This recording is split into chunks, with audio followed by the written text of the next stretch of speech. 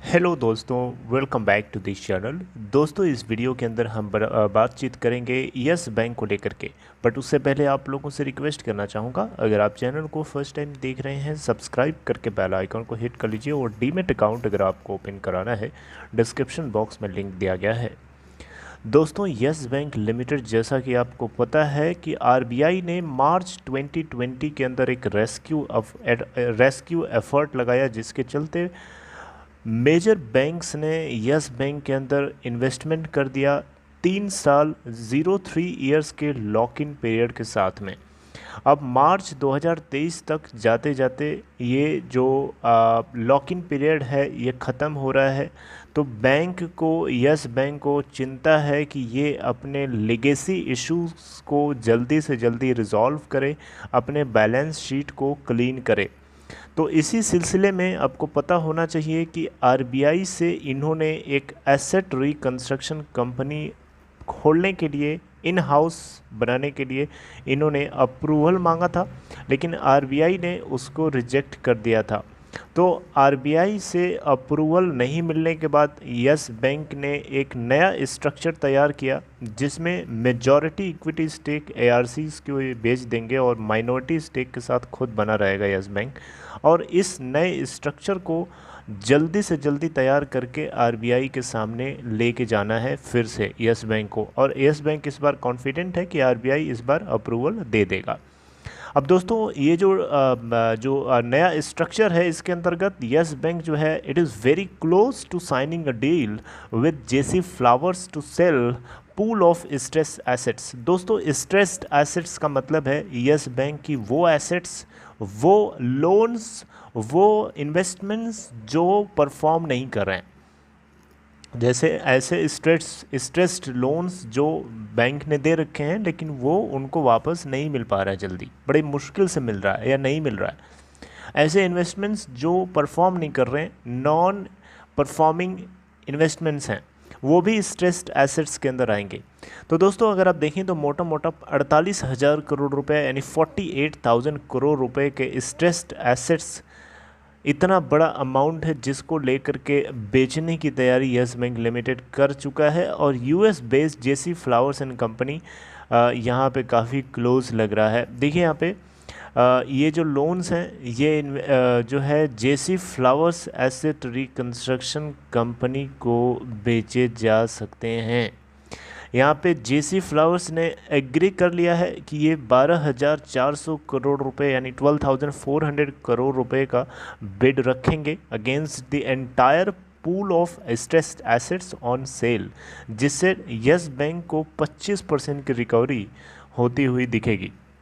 However, यहाँ पे ये भी बताया गया है कि each asset in the pool will have to undergo a Swiss challenge auction, जिसमें क्या होगा कि जो और कॉम्पिटिटर्स हैं उनको अलाउ किया जाएगा कि जेसी फ्लावर्स की तरफ से जो बिड करी गई है उससे उनकी बिड ज़्यादा रहे। और इस ऑक्शन में जेसी फ्लावर्स के पास फर्स्ट रिफ्यूजल राइट है, यानी इसके पास राइट है सबसे पहले मना करने के लिए, ये इसके पास राइट है, ये बात आपको पता होना चाहिए। फिर भी स्विस चैलेंज ऑक्शन किया जाएगा एवरी एसेट को लेकर के। यहाँ पे दोस्तों, जेसी फ्लावर्स ने ड्यू डिलिजेंस इंडिविजुअल एसेट्स को लेकर के ऑलरेडी कर चुका है। Apart from JC Flowers, Cerberus Capital Management and Apollo Global Management भी यहाँ पे यस बैंक के साथ नेगोशिएशंस में देखे गए थे। सेरेब्रस कैपिटल का जो ऑफ़र है वो भी ज़्यादा क्लोज है जेसी फ्लावर्स के, और यहाँ पे इसको एक एडवांटेज मिल सकता है। और यहाँ पे देखें तो यस बैंक जो है, it will also be required to invest 300 to 400 crore in the ARC, यानी एसेट रिकंस्ट्रक्शन कंपनी में। यानी यस बैंक खुद 300 से 400 करोड़ रुपए इन्वेस्ट करके एक माइनॉरिटी स्टेक पिकअप करेगा, ताकि आरबीआई को दिखा सके कि ये एक माइनॉरिटी स्टेक होल्डर है और मेजॉरिटी स्टेक अदर पार्टीज़ के पास है। ठीक है, तो अब देखिए यहाँ पे, अगर ये डील जो है साइन हो जाती है तो यस बैंक जो है ये प्रपोज्ड न्यू स्ट्रक्चर आरबीआई के सामने सबमिट करेगा इसके फाइनल अप्रूवल के लिए, क्योंकि आपको पता होना चाहिए रिजर्व बैंक ऑफ इंडिया ही लाइसेंस देता है एसेट रिकंस्ट्रक्शन कंपनीज़ को चलाने के लिए, यानी आरबीआई ही अप्रूवल देता है ARCs को रन करने के लिए। तो ऑब्वियसली ये एक ARC एसेट रिकंस्ट्रक्शन कंपनी से जुड़ी हुई डील है, तो इसको RBI ही अप्रूव करेगा।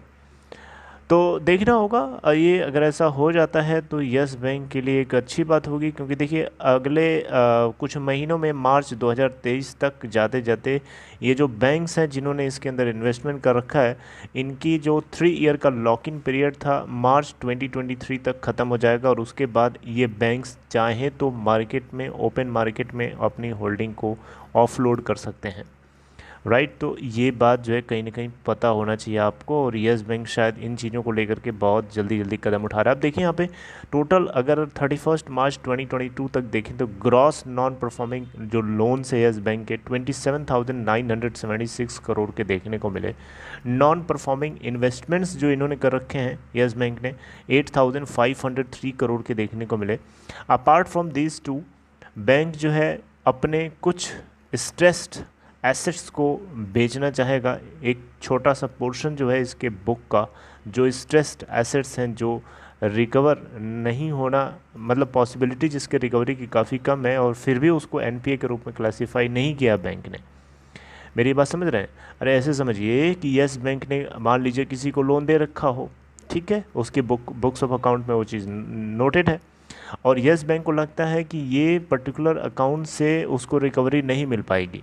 राइट, हालांकि उनको NPA में डिक्लेयर नहीं किया गया, अभी NPA में उनको मार्क नहीं किया गया, फिर भी यस बैंक को लगता है कि यहाँ से रिकवरी कम पॉसिबल है, तो उसको भी यस बैंक इस तरीके के लोन्स को बेच सकता है।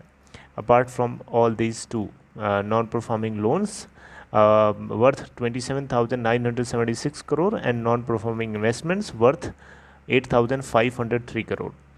ओके, तो दोस्तों ये थी एक खबर यस बैंक के क्लोजनेस को लेकर के JC फ्लावर्स के साथ। I hope you like that. अगर आपको इन्फॉर्मेशन अच्छी लगी हो, लाइक कर सकते हैं इस वीडियो को, एंड टेक केयर। आगे अगर इसको लेकर के कोई अपडेट आती है, अप्रूवल या कोई भी, तो मैं आपसे डिस्कस करूँगा।